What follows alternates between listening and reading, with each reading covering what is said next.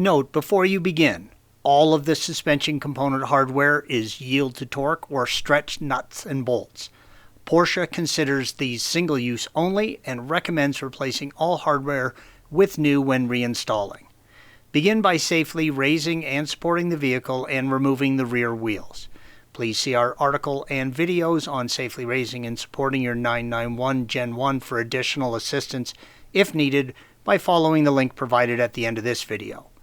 Remove the drop links where they connect to the sway bar, blue arrow, and to the wheel carrier, red arrow. Use a T30 torque to prevent the threaded link from turning and a 16mm wrench to remove the old collared nut. You must replace this nut. The upper mounting point on the wheel carrier is beside the tow arm, red arrow. Use a T30 torque and an 18mm wrench. You're going to need to first loosen and then remove the 32mm center wheel nut, green arrow.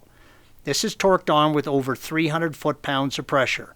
If you do not have an impact gun, have a helper step on the brakes while you break this loose with a breaker bar and a pipe extension. Once loosened, remove the brake caliper and rotor, blue arrow. Please see our articles and videos on brake caliper and rotor replacement for additional assistance if needed by again following the link provided at the end of this video.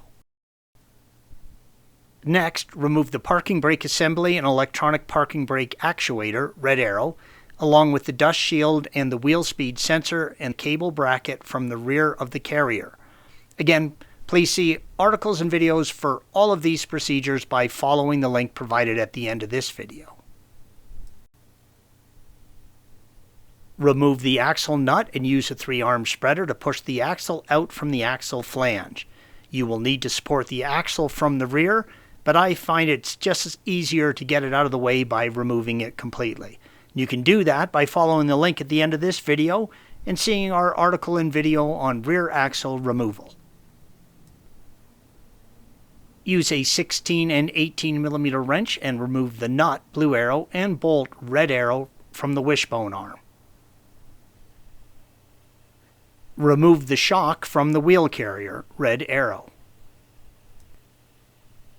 Use a 27mm socket and T55 torque and remove the nut and bolt for the shock mount. Do not lose this nut. It has a sleeve built into it, red arrow, and the shock will not function correctly without it. Slide the shock off of the carrier. The carrier will probably settle at this point, so make sure you do not pinch your fingers, red arrow.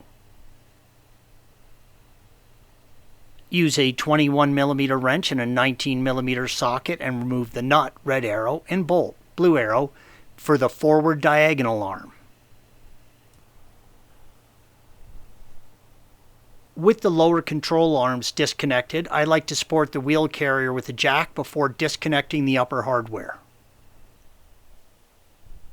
The upper control arms connect to the carrier by a series of 18 and 19mm nuts and bolts, red arrows.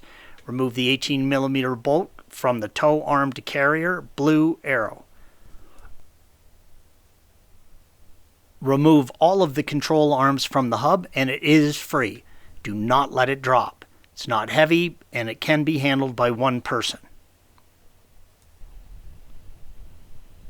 This is what you have left with on the chassis. Do not remove or loosen the control arms from the chassis or side carrier, or you will need to replace all of the hardware. You can now take the hub to your bench for work. Installation is the reverse of removal. Make sure the suspension is level with the floor before torquing.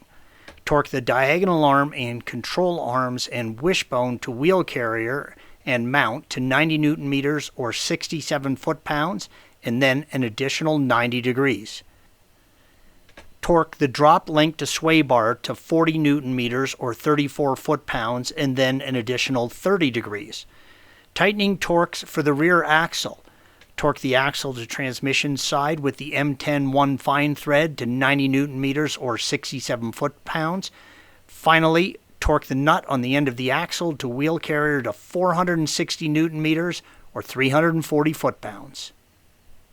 Thanks for watching. Be sure to subscribe to our channel and check out another video in this series.